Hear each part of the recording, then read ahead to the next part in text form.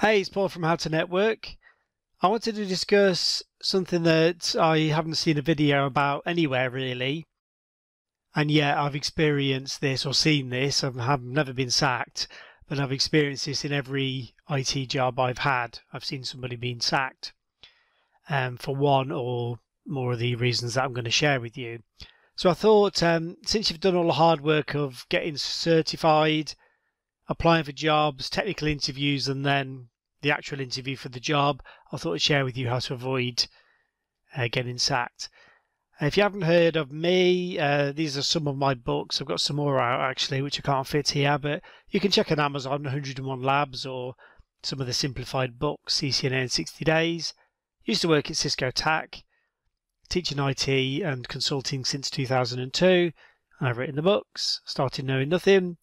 My main websites are howtonetwork.com, 101labs.net, in60days.com. If you want to hear more videos like this, then please click on subscribe and then smack the bell so you get notifications. All right, so where was I? So every job I've had in IT, I've seen people being fired, and a couple of times it's actually been friends of mine, people who I've got to know well at work and actually got to know outside of work, which is pretty rare. I don't tend to make that many friends inside work. The worst thing about, you can obviously be made redundant. The worst thing about being fired is obviously embarrassing and it's really unpleasant. You go from, say you're on 1,000 per week if you've got a pretty decent job, you obviously go to $0 per week. However, your expenses stay the same. So this is really bad because most people are carrying some debt with credit cards, mortgage, car payments, etc., which have still got to be met. And you've obviously got no reference. Now, unless you can amicably leave and get a recommendation, but a lot of the time they can decline to give you a reference. So here's the main ways people get themselves sacked. The first one is a technical mistake. You have to understand the change policy at work. I work for a large ISP, and some guy, I think he'd spoken to a customer on the phone and he made a change on the network. Unfortunately, that broke a lot of the infrastructure and took down the customer's network, and it was tens of thousands of dollars per hour. And he didn't have any documentation. There should have been normally some process or procedure. So you need to understand the policy. You need to have an outage window. So this will normally be late at night. Normally, this is when we did all of ours. It was horrible. 12 at midnight, you had to log into a network, either from home or be at work, do a change, and then bring the equipment back up, or Saturday, Sunday. So a lot of the time, if it's a big network or a big customer, you should have a window and it should be agreed. The other thing is a rollback procedure. If you change, for example, a port speed from, I don't know, say it was 1 meg to 100, that sounds pretty inconsequential. However, if it does cause a problem or that it changes the flow of the traffic in an unexpected way, you need a rollback procedure. Excuse me while I drink some water. Who's authorized it? Whose name is on this change? And the more professional the company, there will be a documentation, maybe a meeting, discussing the rollback procedure, and then somebody will sign to authorize. And then you will agree. These are the best companies I've worked for. They don't all do this. Steps 1, 2, and 3 will happen. There'll be a backup. A change will be made, and this will be you as a technical person. You will type out whatever the commands are that have been agreed, and then there will be a test. If the test doesn't work as expected, then you'll roll back. So what do you have in writing? For the original thing here, the guy should have got an email off the customer, somebody at the highest, whatever the highest level is appropriate, saying this is what I want you to do, but he didn't have it and he got sacked. Not checking documentation. So what does the vendor say? The vendor website or support, if you logged a ticket, get something in writing, and is the device hot swappable? The reason is I worked at Cisco TAC, and there was a power module. So you plug in obviously your power lead, and then there's another one here. So this is your redundancy. Now a lot of the time these are hot swappable, which means you can take one out if it's broken and then put another one in, and you don't need to power down the actual server or switch or whatever this device is connected to. Now the documentation we checked and it said it was hot swappable. The customer took out the power supply and it took down a core switch, and what they tried to do was, well, they complained and tried to get my colleague sacked. He'd checked the documentation, the vendor documentation, which we were at Cisco, and it said it was hot swappable. Now why it went wrong and why it went down isn't our problem. That went up to some higher level. But what happened was the person was protected because he checked. If he hadn't checked or misread it, then he could have been sacked. All right, messing with work equipment. Now I actually kind of did this. I upgraded some memory on a computer that I worked on at work, and I got in trouble. I thought it was silly personally, but what I should have done is, as I said before, got approval in writing to get an upgrade or ask for an upgrade. So don't add your own software. This can cause all sorts of problems, not in the least licensing. Bringing in USB drives and plugging in, you will generally not be allowed to do that. They'd probably be disabled usually. Taking away policy documents. I actually got asked by a friend to print off a copy of our internet policy at a place where I worked because he was starting his own company. I said no, which was kind of awkward. I said no because they'd probably paid a lawyer or some team to put this together, and with the best will in the world, it could have been traced back to me. So no thank you. Upgrading your PC I've covered. Surfing the web. I actually saw a guy sacked for this. Check the acceptable use policy. Avoid social media. If you're allowed to use the internet at work, avoid social media. I had a guy at a place I worked actually bring in his own computer. He plugged it into the company network, and this is the website. I won't say it on the video in case YouTube capture it. This is the website that he was downloading stuff from. Somebody turned it on and saw, and he was sacked on the spot, and that was the end of him. The other thing is avoid social media. You've got to bear in mind that you might not know this, but the web server for your company will generally have a log report per person, and it will name every website you've been, and it will name how long you've spent on the website. So if you've spent 10 hours a week on eBay, then you could well be sacked. Social media, this is a real hot potato. Before you get hired, they will do a search for your name, and they will look to see if there's any social media. So your Snapchats, Facebook, Twitter, etc. They will look to see what you do on there, who you're following, what type of pictures you have.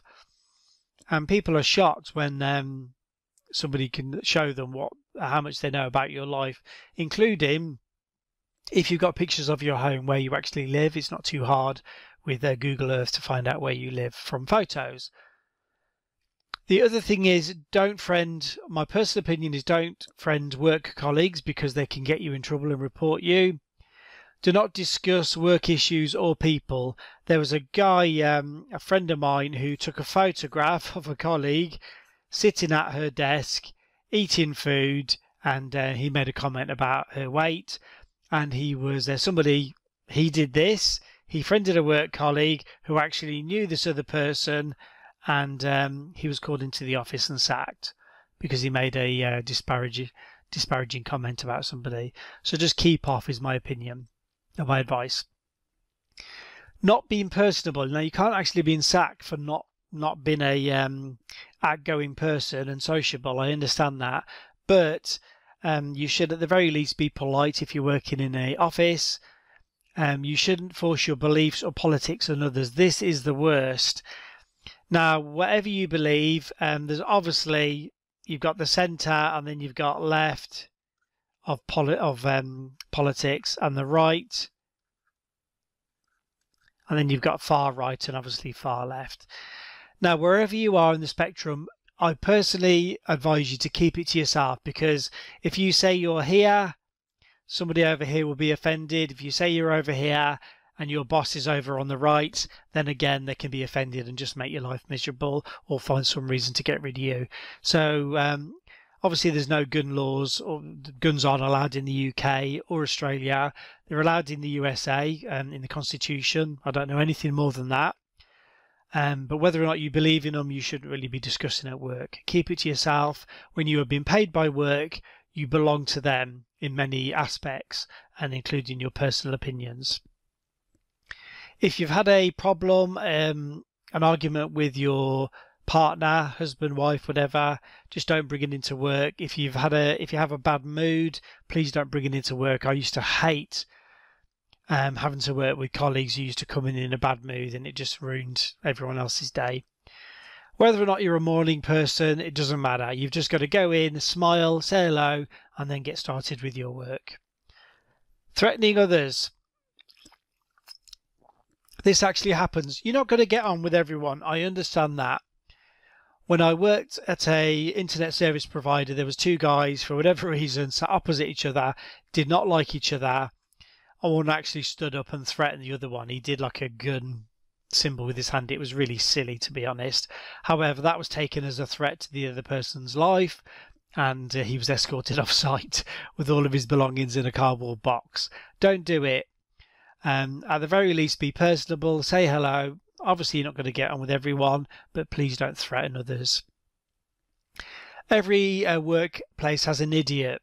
So this is the person who just causes bad feelings or starts rumours and other things, and does some of the things that I mention here.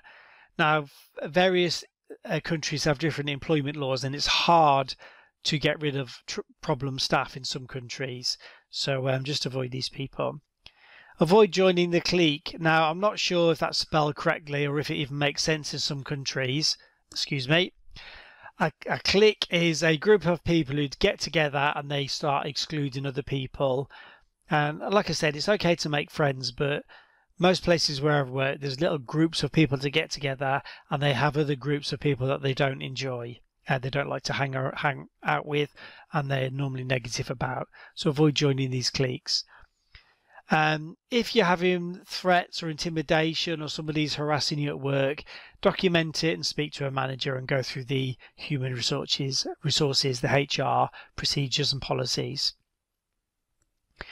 Don't bring weapons to work. Obviously, you may live in a country where this is permitted or encouraged, especially if you've got somebody who, in America, if your company supports the right to bear arms.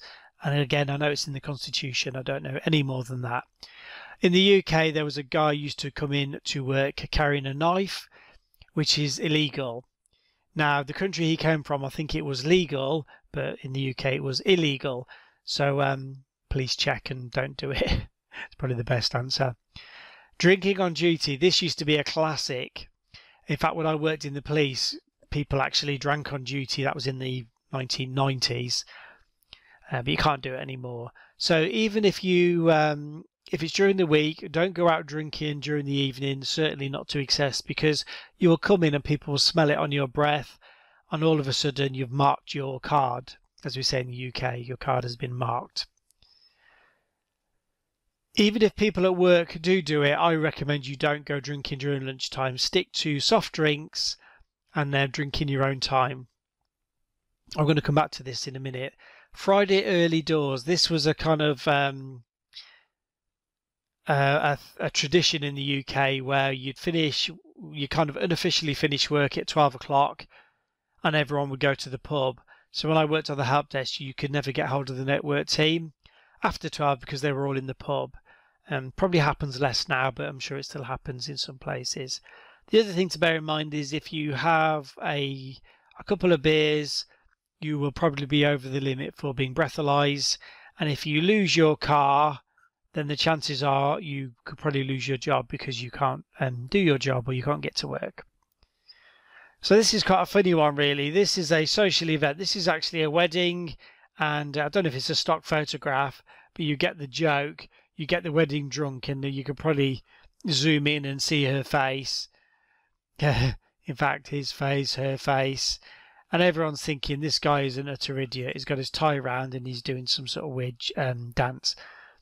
So work social events are a minefield. I used to actually avoid them. But if you do go, don't drink alcohol is my recommendation. If people are taking drugs, avoid them and don't take drugs. Do not touch other members of staff, like hugging them and grabbing people's butts and all this kind of stuff. And the more you have to drink, the more likely this is to happen. Don't get into arguments. My friend got into a fight with one of his bosses or boss's boss, and he ended up headbutting him. Go figure. And obviously he got sacked the next day. You are never off duty. I learned this lesson when I worked in the police, actually. I got promoted to sergeant. So that's, I think universally, that's 3 stripes. But when we used to go off duty, some of us used to go to the police bar. I never drank there. But if something happens, even though you're off duty and not being paid, technically you could still be held accountable because you're with work colleagues. So whatever you do or say, even if you're not at work but hanging around with work colleagues, you could still be held liable and called to account. So be careful. I tend to leave early before everyone gets drunk, and I almost always, next time I get to work, hear the stories about what happened, and luckily I wasn't there. I personally avoid relationships at work. This is just a minefield again, so avoid. This happened in every place I've worked. People were having relationships with people that were married or had just finished a relationship with somebody else at work. It's just a horrible mess, so avoid it. Avoid gossiping about who's going out with who. This is none of your business whatsoever, so don't get pulled into it. And again, this could go into the realms of discipline, so please don't do it.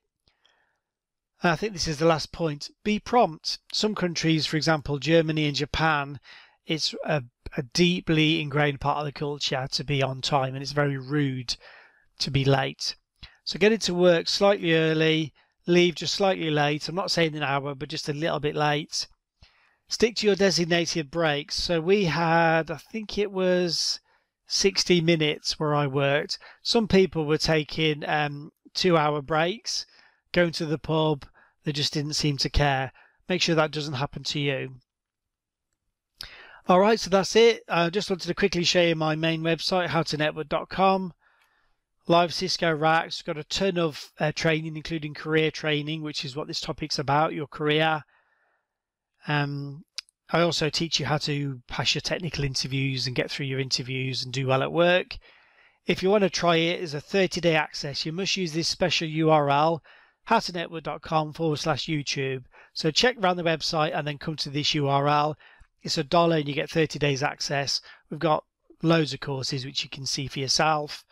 Unlimited practice exams, live Cisco racks, expert support in the forum, and career training, exam strategy support. So I hope it helps. Drop a comment, share it if you like it, and I'll see you on the next video.